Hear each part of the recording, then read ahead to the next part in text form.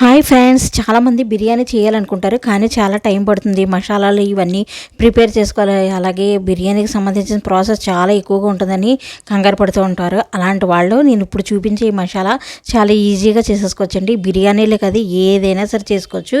ఈ మసాలాతో మీరు ఏదన్నా స్నాక్స్ చేసుకున్నా, అంటే ఈ మురి మిక్చర్ కానీ అలాంటివి చేసినప్పుడు కూడా కొంచెం కొంచెం వేసుకున్న మంచి ఫ్లేవర్తో చాలా బాగుంటుంది.